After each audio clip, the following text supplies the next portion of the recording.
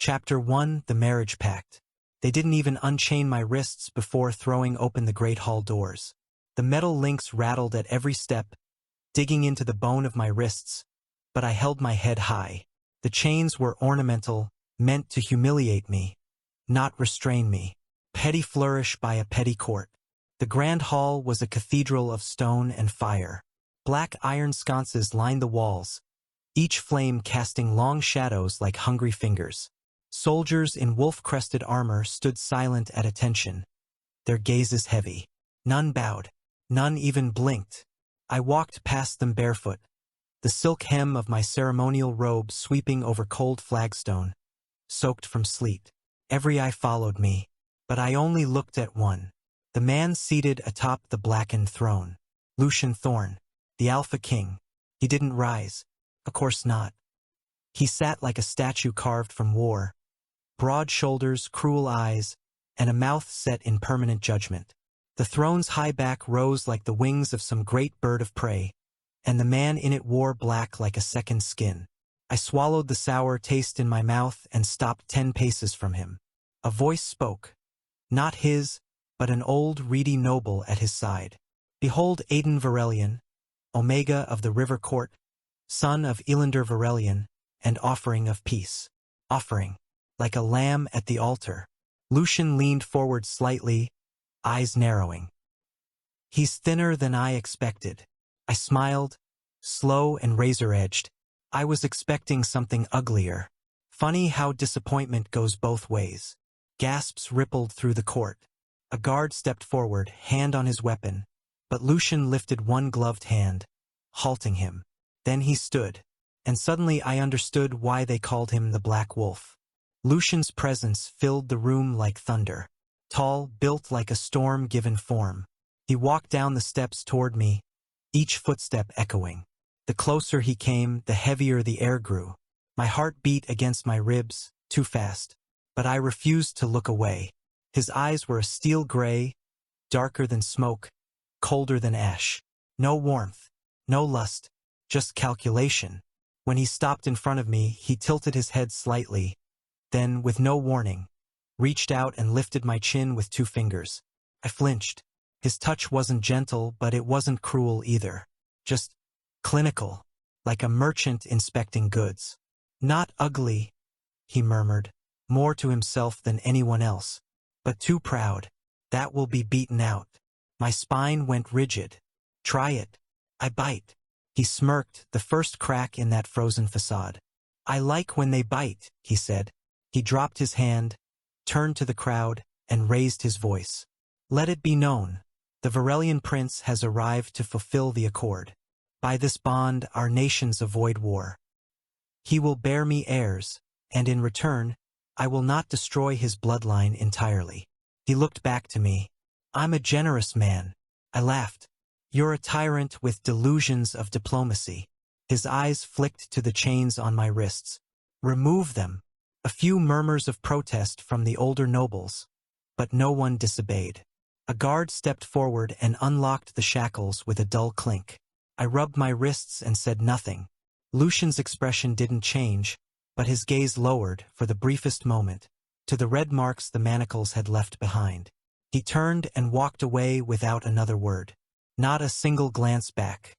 A servant rushed to my side, trembling. This way, your grace. The king wishes you escorted to your chambers. Not your husband? How refreshing. She blushed and looked away, leading me down one of the side corridors. The guest wing was colder than the hall. The walls were bare stone. No warmth. No scent of flowers or incense. Just a windowless corridor with iron lanterns and silence. This is a prison, I said. No, your grace. It's the royal consort's quarters. I stopped walking. Are there guards stationed outside the door? Yes. Does the door lock from the outside? She hesitated, then nodded.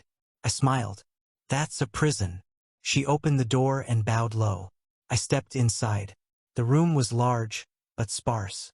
A bed, a basin, a wardrobe with no key, no mirror, no writing desk, no books, like a gilded kennel. I walked to the window barred.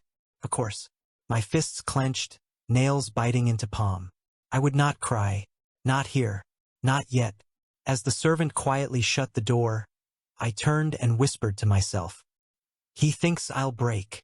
I walked to the bed, sat slowly, and looked up at the ceiling. He'll find out I bend differently. Chapter 2, The Alpha's Claim. The ceiling above my bed hadn't changed.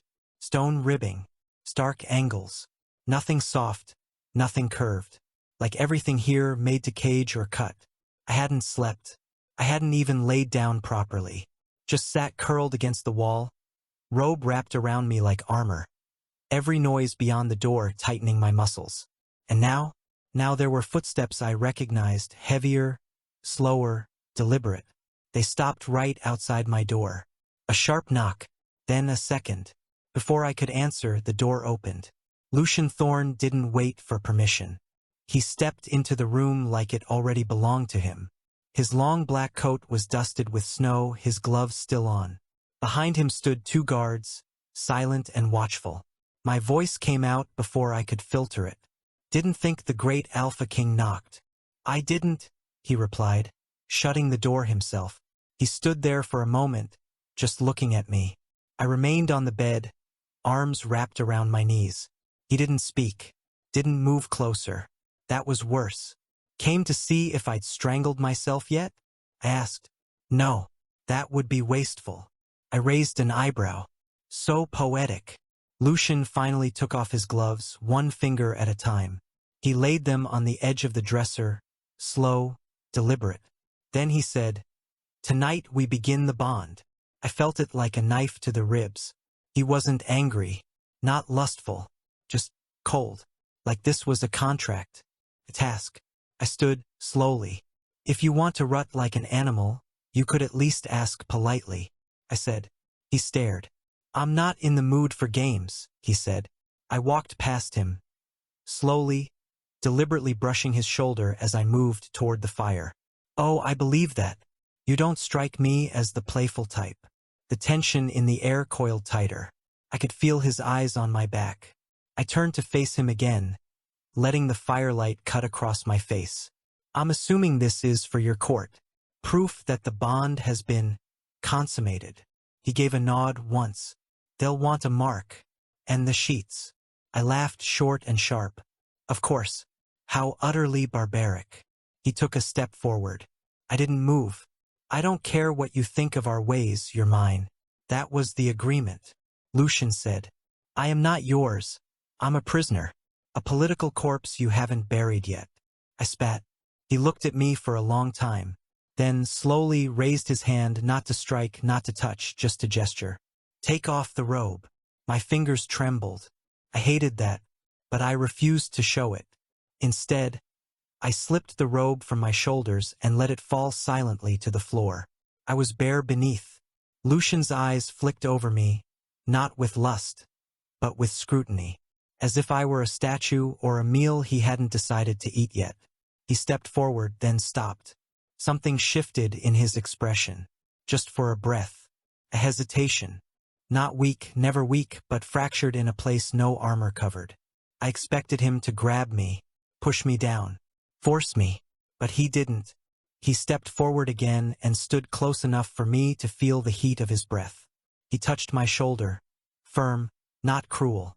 Then he leaned in, lips near my ear. "I won't break you yet," he murmured, and then he bit me. His teeth sank into the curve where my neck met my shoulder, not hard enough to bleed, but enough to bruise. My body jolted from the pain. I bit my own tongue to stop a sound from escaping. He stepped back, leaving the imprint of his claim behind. "That's enough for tonight." I stared at him. "You're not?" He turned his back to me. "They'll see the mark. The sheets are none of their business." Then he paused at the door, and for the first time his voice dropped to something almost human. "Put something on. You'll freeze." And he left, just like that. No consummation, no violence, no softness, just confusion, just that lingering throb on my neck, and a fire that now burned only behind me. I sat slowly on the bed, pulling the robe back over my shoulders. The bite pulsed, not from pleasure, not from pain, but from meaning, a beginning of something I didn't yet understand. Chapter 3: The Cage. The bite was already turning purple by morning. I watched it bloom in the reflection of the polished kettle, since they'd made sure I had no mirror. Cowards. A claim mark. It burned like a brand. The bastard barely touched me and still managed to stamp himself into my skin. I splashed water on my neck and muttered, "Dramatic. Must run in the family tree, probably full of wolves and tax collectors." A knock came, but not the door. The wall. I turned. There was a hatch low about knee-height. A servant's port. One of the older styles. They used them to feed sick royals, prisoners, or people they didn't trust to leave alone. It clicked open with mechanical finality. A tray slid in. Porridge. Dried fruit. A half-loaf of oat bread. No cutlery. Then it slammed shut. I stood there for a full minute, the silence louder than before. I walked to the door, twisted the handle. Locked. I knocked sharp and quick. "Hello? Anyone out there?" Or did His Majesty forget to pay for heating and human interaction? I called. No answer. I leaned my forehead against the door and breathed slowly through my nose. Okay. No panic. Panic is a waste of good air. I turned and surveyed the room again. Truly looked this time. Stone walls. Solid door. Bars on the window. No writing tools, no weaponry. Not even an exposed nail.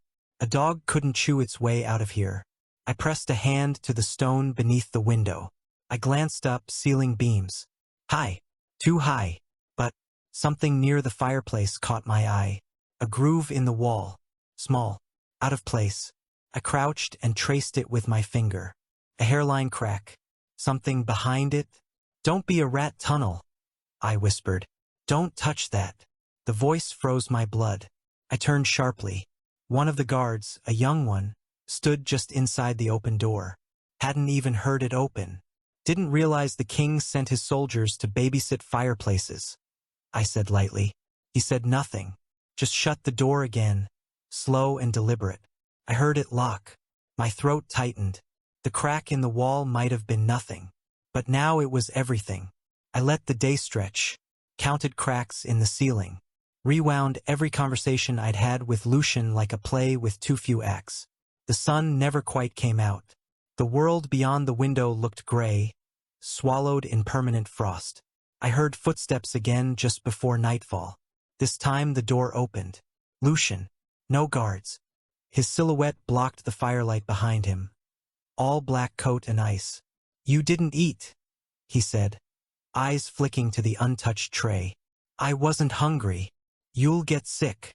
You'll get ulcers if you keep bottling that personality." He stepped inside and shut the door. No sudden movements, but no warmth either. He walked to the window, hands clasped behind his back. "You tried the door. You tried the walls." He was facing away. "I assume you'll try the chimney next." I stood, slowly. "I'm not here willingly. You expect obedience while treating me like livestock." He turned, and I froze. Not because he looked angry, because he looked bored. "I don't need your obedience. I just need your womb," he said. My hand flew before I could stop it. The slap cracked through the chamber like a gunshot. Lucian didn't flinch, didn't blink. He just stood there, a red mark already blooming across his cheek. For one moment, I thought he'd hit me back. Instead, he looked at me in a way I hadn't seen before. Not anger, not heat, pity, which was worse. "You've been raised among courtiers and poets. You think survival is cleverness and sharp words," he said quietly. He stepped closer. "Here, it's silence and obedience that keeps you breathing." I backed away until I hit the edge of the bed. He didn't touch me, just leaned close enough to whisper, "You want to fight me, Aiden? Fine. Fight." He reached into his coat and pulled something out. A key. He set it on the table. "To the outer door," he said. I stared at it. "That's a trap." His voice dropped. "That's a test." And with that, he left, leaving the door wide open behind him. The key sat like a curse on the table. I didn't move. Not yet. Chapter 4: Breaking Rituals. The key sat on the table like a question I already knew the answer to. I stared at it for a long time. I even picked it up once, turned it over in my fingers, cold and oddly heavy, before setting it back down. It wasn't freedom. It was a mirror. He was watching, testing, measuring how much I'd grovel for the illusion of choice. I wouldn't give him the satisfaction. He returned that night. No knock, no warning. Same coat, same cold eyes. But this time, there were 2 servants behind him, dressed in white, eyes downcast. I stood when I saw them. Lucian's voice was flat. The court demands proof. I'm not a broodmare in heat. No, you're the heir of a fading bloodline. And now you're mine, he said, and that one word carried a weight that unsettled me. I didn't respond. I didn't have to. The servants stepped forward. One held folded linens. The other carried a shallow basin and a vial of something that smelled like cloves and steel. Lucian spoke again, quieter now. You'll be washed and dressed. Do not fight them. I stared at him. You're not staying? I will return when it's time. And he left, like this was some ceremony, some national holiday. They bathed me with the silence of undertakers. Not a word, not a glance above my shoulders. Their hands moved with practiced detachment. Soft cloths, warm water, perfumed oil rubbed behind ears and wrists like I was being prepared for slaughter. They dressed me in something sheer and ceremonial, a white linen robe that tied only loosely at the waist, leaving the curve of my collarbone, half of my thigh, and much else bare. Not provocative, not beautiful, just exposed. I sat on the bed after they left, my whole body humming with tension. I wasn't cold, but I shivered anyway. The door opened again. He returned alone. This time he closed the door gently. Lucian didn't look at me at first. He walked to the table, poured a glass of dark wine from the pitcher, drank it. Only then did he turn. Our eyes locked. You may refuse, he said. I blinked. Excuse me? This is a ritual, a formality. We both know it's not real to you. And to you, it has to be. He crossed the room and stood before me. Because if I don't claim you properly, the court will say I've gone soft. That I've been seduced by your pretty speeches. That I've weakened the bloodline. And that terrifies you more than raping someone you've chained to a bed, I said. He flinched. Just a flicker. But it was there. I stood, slowly, the robe shifting around my hips. You want a show? Fine. Strip me. Use me. Drown me in bloodline tradition. He didn't move. I stepped closer, eyes sharp. But don't pretend this is duty. You chose this. Just like you chose to cage me. Just like you chose me. His hand came up fast. I didn't flinch. But it wasn't a strike. He gripped my jaw. Not hard. Just enough to still me. Then, without ceremony, he kissed me. Not hungry. Not passionate. Just brutal. A warning. A statement. I didn't kiss back. I didn't fight either. I simply endured it. He pulled back. His voice was hoarse. Lie down. I did. He undressed without speaking.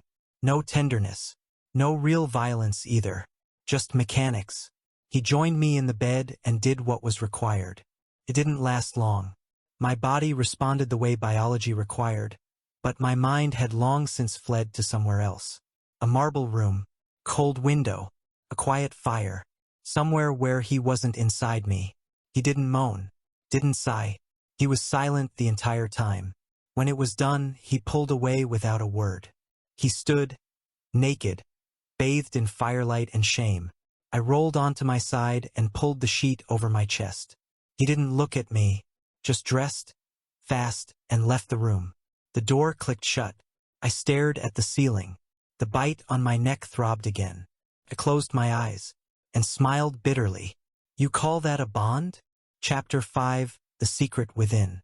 I didn't sleep. I turned onto my side, slowly. The bedsheets were still stained. The court had gotten its proof. My body ached in ways I couldn't catalog. Inside, most of all, the place he'd marked on my neck had begun to scab. I touched it with 2 fingers and hissed. Gods, even breathing felt like betrayal. 2 days passed. Lucian never returned. I was neither summoned nor addressed. The guards outside didn't speak. The servant who brought my food did so without looking me in the eye. It was like I'd been shelved, used, and now left to sit. But it wasn't anger I felt. Not exactly. It was something smaller, tighter, a kind of invisible shrinking, like I'd been made less. On the third morning, I woke with bile rising in my throat. I barely made it to the basin before I vomited. My stomach convulsed again and again until nothing came up but acid. I leaned over the edge, trembling, arms locked. The scent of porridge from the breakfast tray hit me like a hammer. Thick and oily, too warm, wrong, and I dry heaved again. I sank to my knees on the stone floor, sweating. This wasn't illness. This was... My blood ran cold. No, no, no, no, I whispered. But my body knew. And I'd been taught the signs, hadn't I? Years of Omega education. Quiet talks with court medics. Even if I'd buried it all, the knowledge didn't forget. The nausea, the scent aversion, the cramps low in the belly, not sharp but heavy, the strange pull in the chest. Not heat, not sickness, pregnancy. I waited until the hallway outside went quiet. Then I slipped a handkerchief beneath the door. Waited.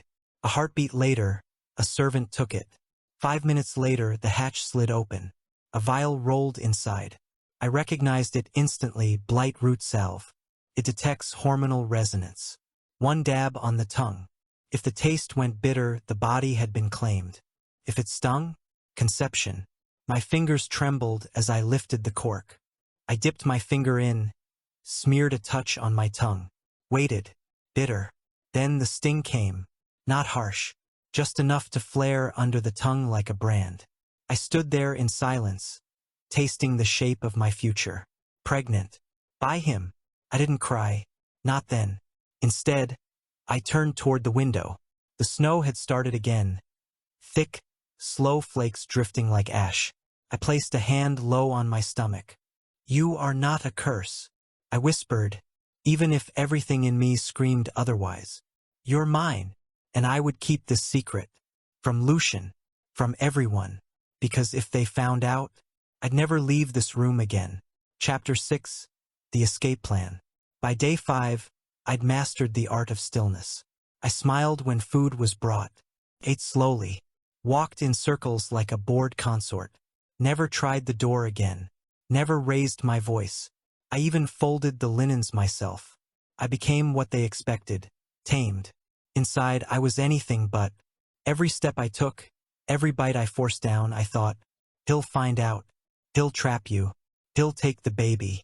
I couldn't let that happen. I needed out. Now, I began paying attention. To the servants. Their faces, hands, accents.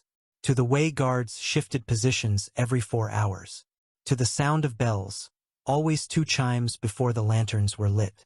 Timing, footsteps, voices, maps drawn in my head. And then, one morning, as I pretended to read a prayer book they'd left on my bedside table, I saw her, Heir, dressed in plain brown wool, head bowed. She walked beside another maid, carrying a tray of boiled linens. But even without looking at me, I knew. She walked too quietly, hands too steady. She wasn't from here.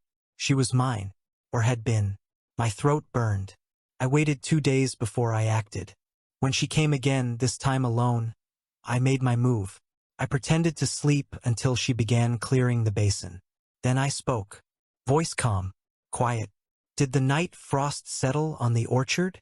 She froze, then responded just as softly. Only the apples that refused to fall. My heart clenched. Gods. She remembered. I sat up. How long have you been here? Since the trade agreement embedded staff. I wasn't sure you'd make it. She murmured, eyes flicking toward the door. I gave a bitter smile. Neither was I. She turned toward me, fast. You look pregnant. Her mouth opened, then shut. Does he know? No. You need to run. I know. We spoke in code from then on. She pretended to clean, to scrub, to polish. And I dictated riddles about passageways and locked doors like a bored noble reciting poetry. She took it all in. There was an old supply tunnel, used during sieges, hidden behind the lower kitchens. Sealed, but not permanently. The hard part wasn't escaping. It was getting there unseen. We decided on the fourth night, 2 hours after the bells, just before the third guard change. Ira would leave the servant door unlocked. I'd wear staff robes, slip into the lower halls, and vanish. I spent the day silent, not praying, not packing, just feeling. The small weight under my ribs, the way my balance had changed, how sound seemed louder, sharper. I won't let you be raised here, not as a crown, not as a weapon. I whispered to the growing life inside me. I touched my belly, small, not yet visible, and let myself hope. The night came. I dressed in silence, coarse servant robes over soft underclothes. I tied my hair back with twine. No scent oil, no jewelry, no hesitation. I opened the chamber door slowly, unlocked. My breath caught. I slipped into the hall. Empty. Torchlight flickered over old stone. I moved quickly, quietly, down 2 corridors, left past the tapestries, right at the iron stairwell. The scent of smoke and boiled onions told me I was near the kitchens. I moved faster, closer, and stopped, because someone was already there. Not Ira, Lucian, standing in front of the sealed tunnel door, waiting, as if he knew, as if he always knew. Chapter 7, Fever and Fracture. Lucian didn't say a word, just stood there, black cloak motionless, blocking the tunnel door like some ancient curse carved from stone. I froze, felt my heart drop through my ribs. He hadn't drawn a weapon. He didn't need one. What now? Execution? Public shaming? Going to have me stuffed and mounted over the war table? I said quietly, voice barely more than breath. He stepped forward once. I stepped back. Then he spoke. No guards. No witnesses. Just you. And me. I'd prefer the firing squad. His eyes flicked over me.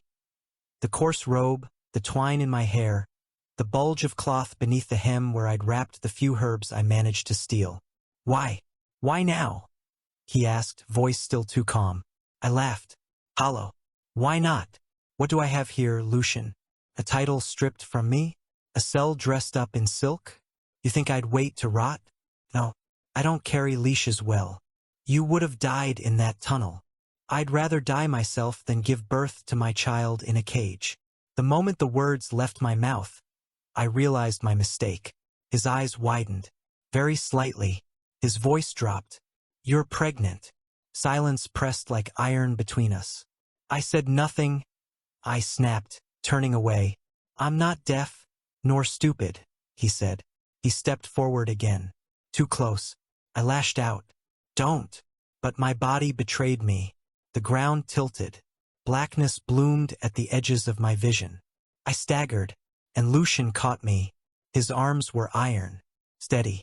I wanted to scream, not from pain, but from the indignity of it, of him being the one to hold me as my knees buckled. I tried to push away. He didn't let go. Don't touch me. You're burning, he said, and for the first time, he sounded alarmed. I drifted in and out, of light, of cold, of some high room with glassless windows and strange shapes in the ceiling. Voices I didn't recognize. Sweat soaked my collar. I dreamed of blood and snow and the sound of my mother singing when I was small. When I woke, I was warm, and the room wasn't mine. This wasn't the consort wing. I was in a tower, proper one, high up, circular, with a fire burning low and steady in a deep stone hearth. A single window showed distant trees, black with winter. I shifted, groaning. Every part of me ached. I'd been changed into clean linens. Something herbal lingered on my skin. A shadow moved from the corner. Lucian. He was seated on a low stool, cloak draped over his lap. One hand covered his mouth, the other braced against his knee. He looked tired, human. Our eyes met. I expected anger. Instead, he asked, "Can you drink?" My throat was too raw to answer. He moved, lifted a bowl of water and held it to my lips. I didn't want to take it, but my body decided for me. I drank, slowly, carefully. He set the bowl down once I pulled back. How long? I rasped. 3 days, he said. Why am I here? His mouth twitched. Not a smile. A grimace. Because your body collapsed. Because no one else knew. And because I didn't want to leave you alone. I laughed, hoarse. Since when do you care if I'm alone? He didn't answer, just looked at the fire. Then he said, You're carrying a life. I'm not a shrine. No, but I could have handled this better, he said. My eyebrows lifted. That an apology? He stood. That's as close as I get. I lay back on the pillows. Weak, hollow, unsure. But the fear was different now. Not gone, but quieter. That night I woke again. Lucian hadn't left. He was asleep, sitting upright, arms crossed. Still dressed in full black. A soldier even in sleep. I turned on my side slow and looked at him. Watched the flicker of firelight play across his face. He looked less like a king and more like a man haunted by the weight of one. And for one strange, unwanted moment, I didn't hate him. Chapter 8, Shifting Shadows. I thought he would leave when I fell asleep. He didn't. Lucian was still there when the fire died low, when the stone turned cold, when my dreams became too soft to trust. And now, as the moonlight sliced across the floor like a blade, he still hadn't moved. I watched him breathe, steady, measured, not peaceful, never that. He slept like a man ready to wake at the sound of war drums. I shifted under the blankets, the ache in my abdomen dull but constant. The fever had broken, but everything inside me still felt loose. He stirred, not fully awake, but enough to sense the change. His eyes opened. He looked at me, said nothing. Do you ever sleep without armor? I rasped. A flicker passed behind his gaze. Do you? I smiled weakly. Touché. He stood slowly, stretching out stiff limbs. His back cracked. The sound made something flicker in me. Not humor, not pity, just awareness of the weight he carried. He moved to the fire, stirred it to life, added more wood. The light spilled over his profile, sharp, tired, and for once, unguarded. Why haven't you asked me why? He said suddenly, voice quiet. Why you put me in a tower? No. Why I didn't hurt you? I blinked. You did. He turned. Not like I was supposed to. There was no pride in the words, just fact. He sat back down. Not beside me, but near the hearth again, where the shadows could half swallow him. I didn't speak. He did. There was a boy, my younger brother, Julian. Beautiful, quiet, too kind. The kind of Omega the court admired from afar but never touched. His tone was flat, like he was reading history from a cold wall. He trusted me. I was older. I protected him. Until the day I couldn't. I didn't interrupt. Not yet. They used him to hurt me, to get to me. The rival kingdom. They sent him back in pieces, wrapped in white. Lucian continued. My throat tightened, but I kept my voice dry. And you decided all Omegas were knives after that? I decided trust was. Silence. The fire cracked. Something shifted in the walls, old stone, always breathing. I don't want your sympathy, he said. Good, because I don't have any. I replied. That made him look at me. Truly look. I met his gaze and kept it. But I understand which is worse, I said. His brow furrowed. Worse, I swallowed. Because I know what grief does when you lock it in a box. I've lived in courts built on dead siblings and burned treaties. You don't become like this because you're strong. You become like this because you're afraid. The words hung between us. He didn't deny it, didn't move, just sat back, staring into the fire. I watched his profile, so sharp, so controlled, and wondered what it would look like if it ever broke. Was he your only brother? I asked. Lucian nodded. He was my better half. And what are you now? His voice was quieter than I'd ever heard it. Something that survived. The fire burned low. He didn't leave. I didn't tell him to. For the first time since arriving, I didn't want to. I still hated him, still feared him. But beneath that, barely, was something new. A crack, a question. Chapter 9, The Manipulator. It had been 3 nights since the tower. 3 nights since Lucian sat in silence beside me, neither monster nor savior, just a man breaking in quiet places. He hadn't returned since. I wasn't sure if I wanted him to, and that terrified me more than anything. The sun had already begun its slow descent when the knock came. But it wasn't Lucian. It was him, tall, blonde, cloaked in wolf-gray velvet, the smugness of aristocracy clinging to him like rot. Sebastian. He entered without invitation, as if the room itself bowed to him. I sat up in bed, blanket pulled close. "Should I be honored?" I said dryly. "Or are you simply lost?" He smiled, thin and precise. "You misunderstand. I came on behalf of the king." My gut twisted. And what does His Majesty need that he can't say to me himself? He set a small, dark glass vial on the bedside table, then stepped back. "That is for your continued cooperation," he said. I didn't touch it, didn't even glance at it. My voice sharpened. "What is it?" "A scent compound, untraceable, potent, induces heat in unbonded omegas, even early in gestation." The blood drained from my face. I spoke without blinking. "You want to force me." "He wants to remind you who holds the leash." I stood, fists shaking. "You speak like you rule him."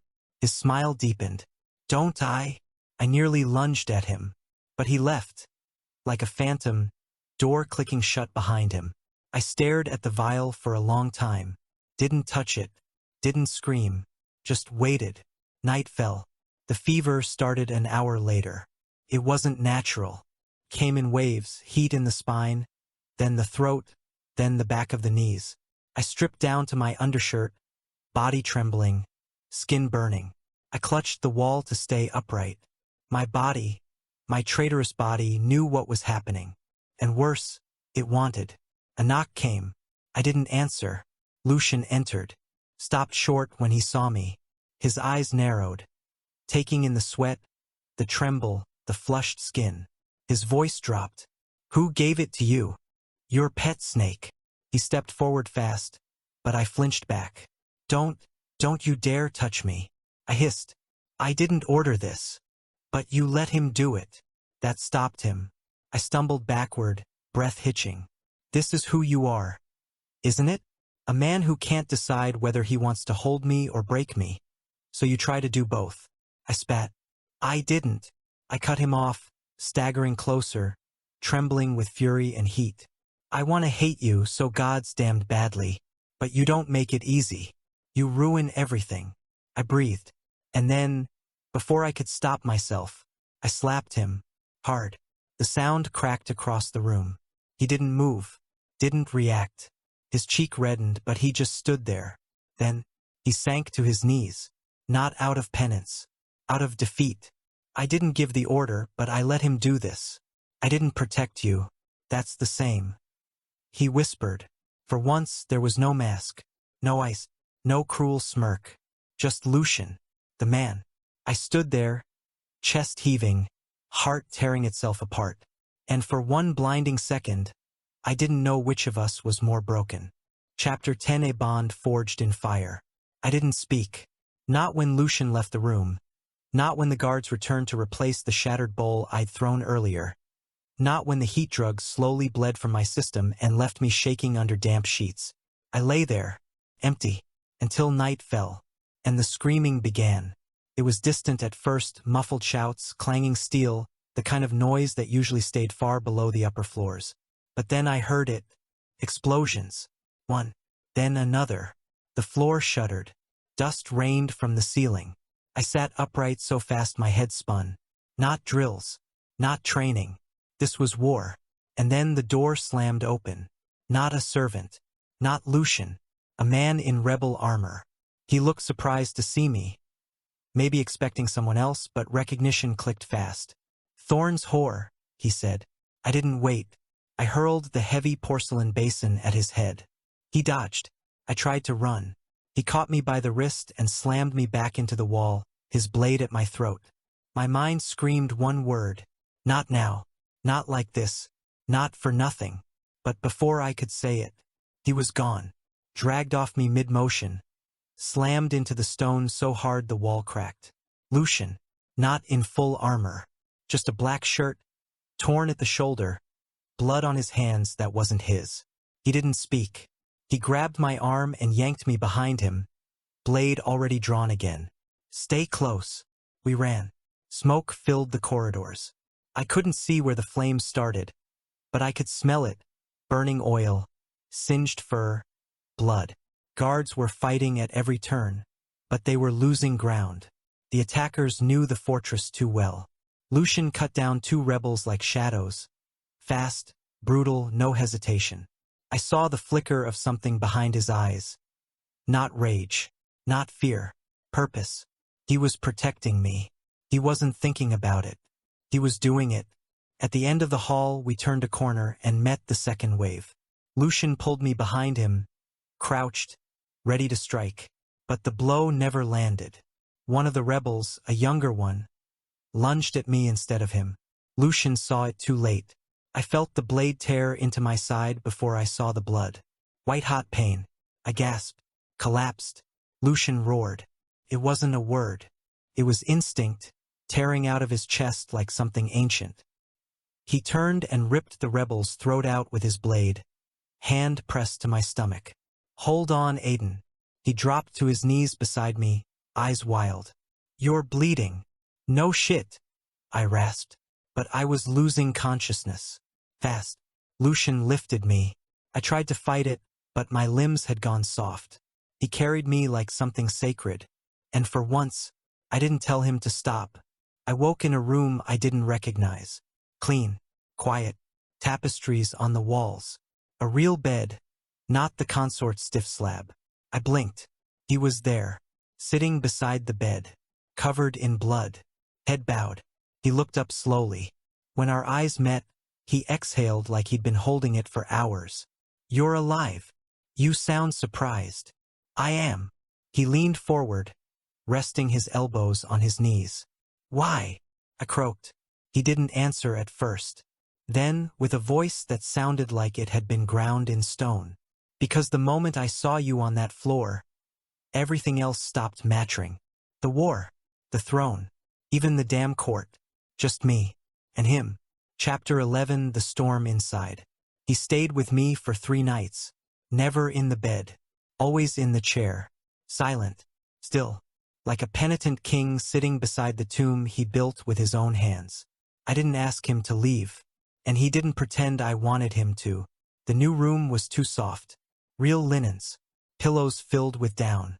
Curtains that actually moved in the breeze. A fireplace, kept burning low by quiet staff who never spoke above whispers.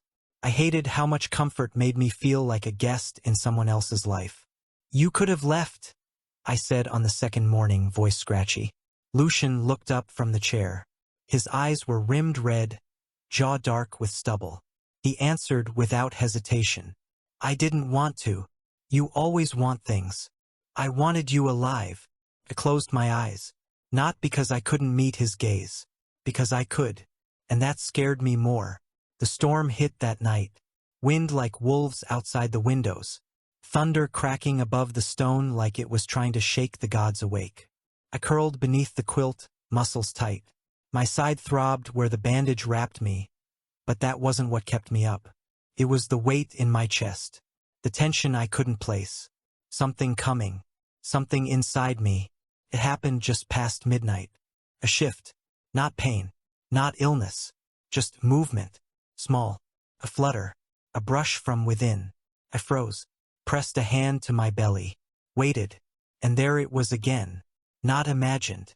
Real. Life. I sat up slowly. Breath caught in my throat. It wasn't fear. It wasn't joy. It was something heavier. Something I didn't have words for. I opened my mouth and called softly, Lucian. He stirred instantly, crossed the room before I could blink. What is it? Pain? I shook my head. No, just. I reached for his hand before I realized I was doing it. Guided it to my stomach. There was a long pause. And then, he felt it. He inhaled sharply, looked down then at me. His hand trembled. I didn't think I'd feel that, not like this, he said quietly. I tried to pull my hand back, suddenly ashamed, but he caught it, held it. No force, no control, just fingers curling into mine. Do you hate me? I asked. The question hung in the air. He didn't answer right away. He didn't lie either. No, but I think part of you still should, he said. I looked down at our hands. I want to. I still try. Another silence. Then quietly, I think that's fair.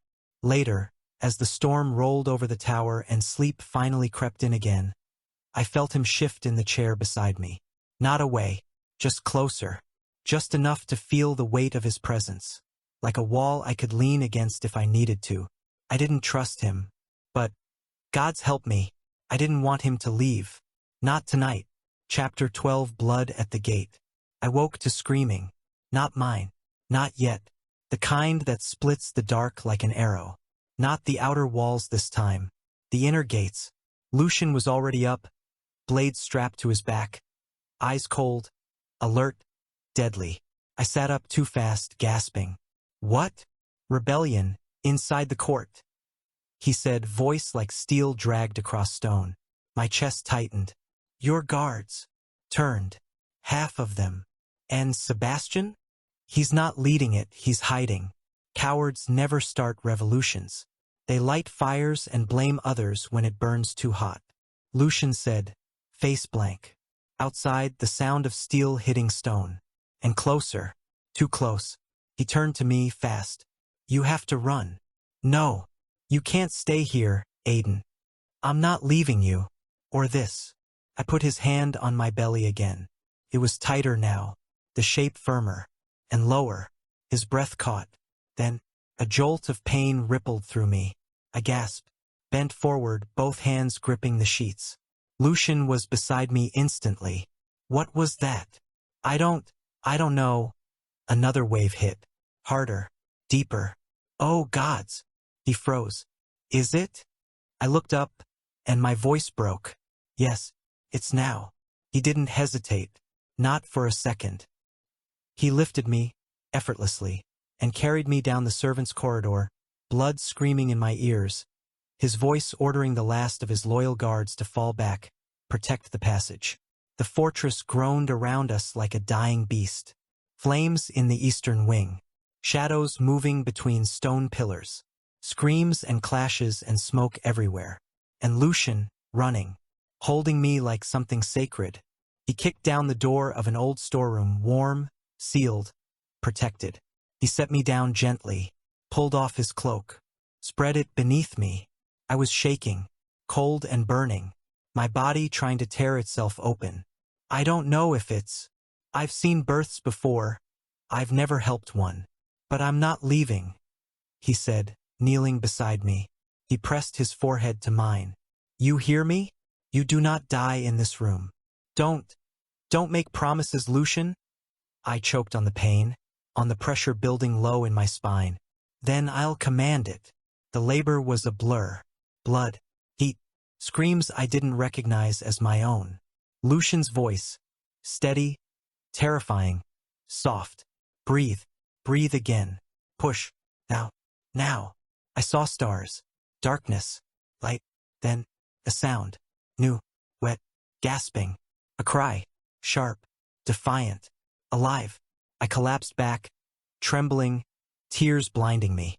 Lucian held the child in his arms, stunned, covered in blood and life. His voice cracked. He's beautiful, I whispered. Then darkness claimed me. I woke to warmth. Not fire, not fever. Skin. Lucian beside me, holding me, one arm around my shoulders, the other holding our son. The baby slept. Tiny, fragile, real. Lucian looked at me like the world had stopped turning just to watch this moment. You kept him safe, he said. You fought for him. He swallowed hard. I'd burn the whole kingdom for both of you. And for the first time since I was brought here in chains, I believed him. Chapter 13, The Trial of Trust. For the first time in this cursed place, I woke to the sound of silence. No footsteps, no screams, no chain rattle, just breathing. 2 rhythms. Lucian. And the baby. I turned my head slowly. He lay between us, wrapped in fine linen impossibly small. His tiny chest rose and fell, lips parted, lashes pale. Mine. Ours. Lucian hadn't spoken yet. He just watched me, not waiting for a reaction, not hoping for forgiveness, just watching like he was afraid I'd disappear. I met his eyes. He didn't flinch. I thought you might never wake up, he said softly. I did, I replied. But not here. We didn't speak for a long time after that.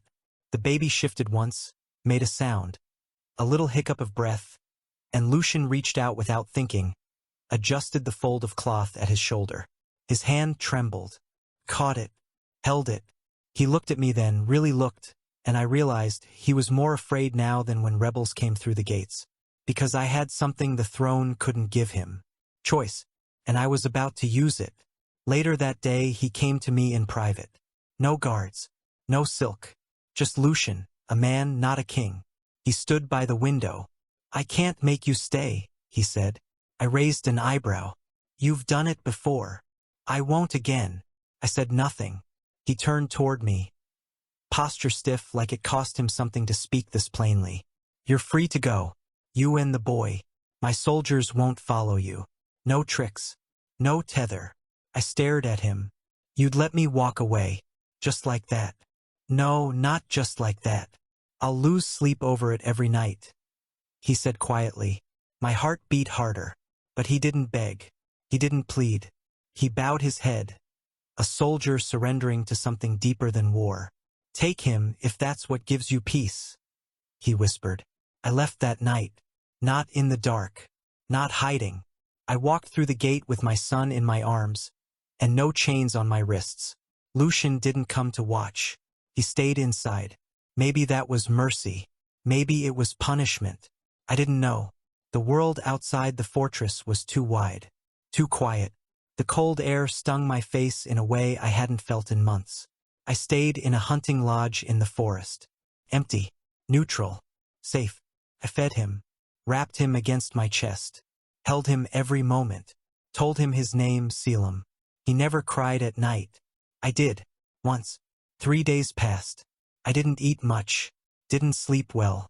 The sound of the wind reminded me of wolves, and of a king who had stopped being one the moment I fell.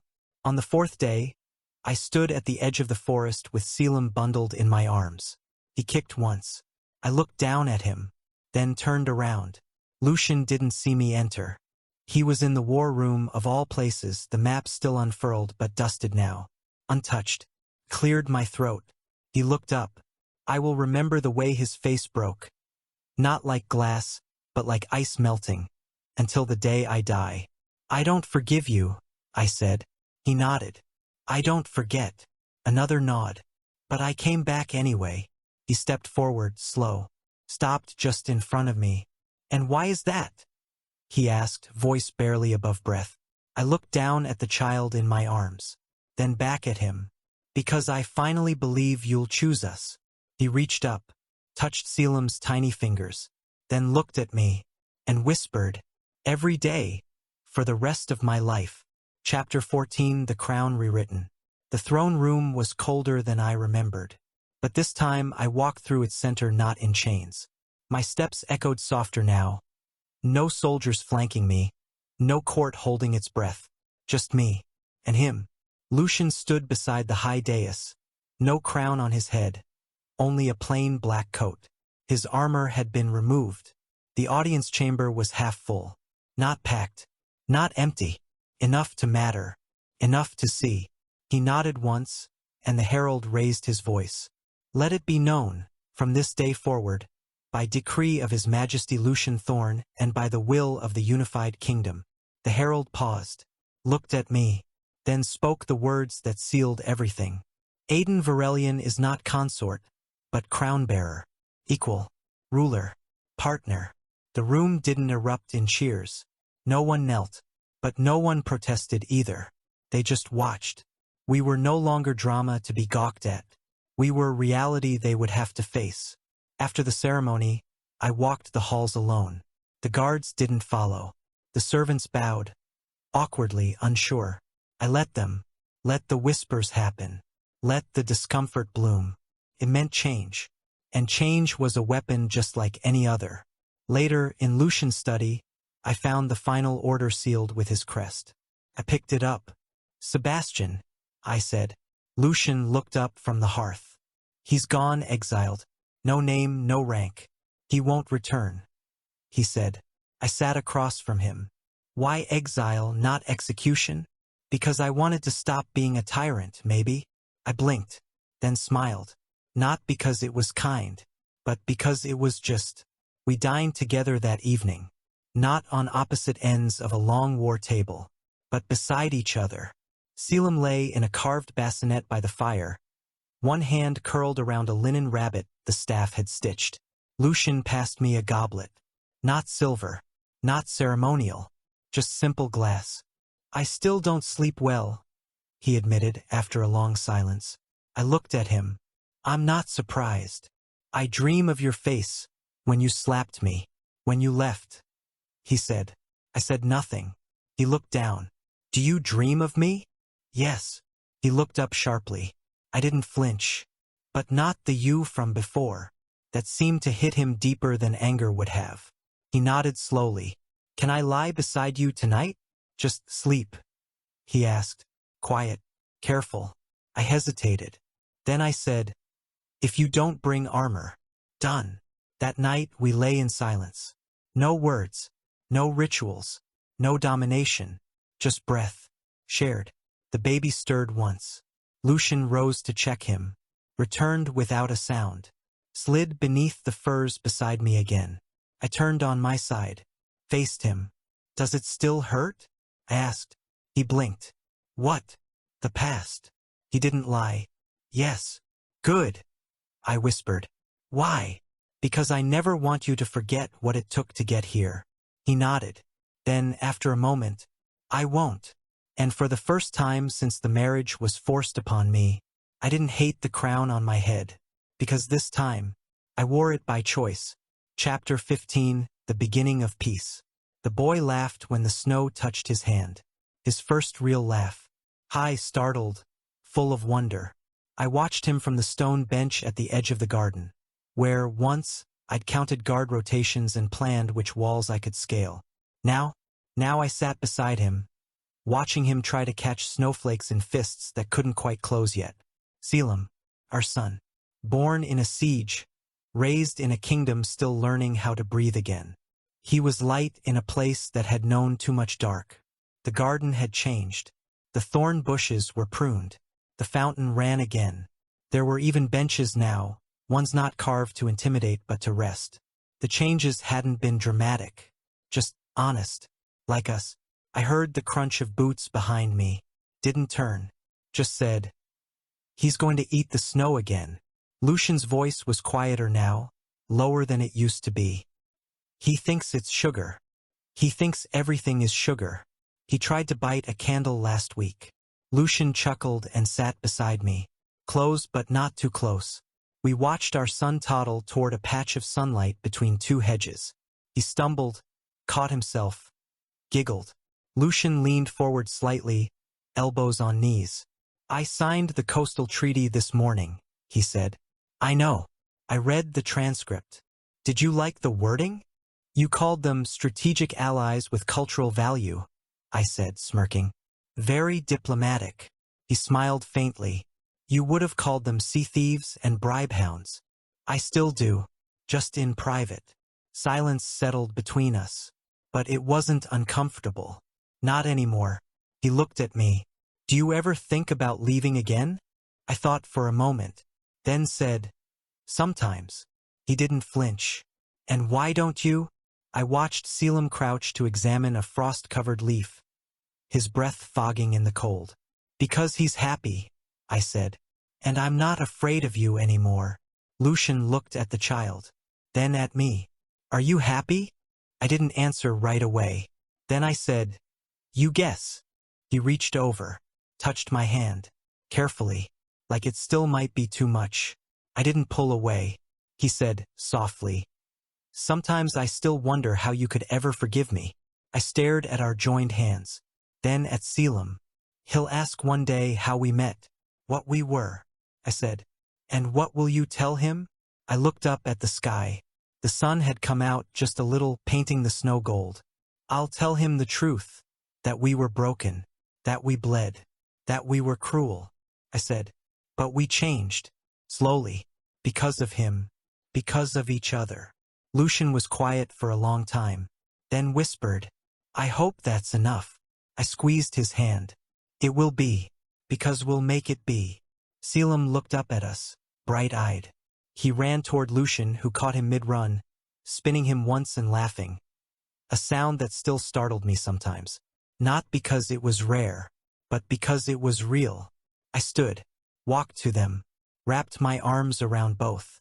3 bodies, 1 life, built from ruin, born in fire, held in snow, and for the first time since I was sent here as a pawn, I felt like I'd won. Not the war, not the throne, but myself, and that I would never lose again.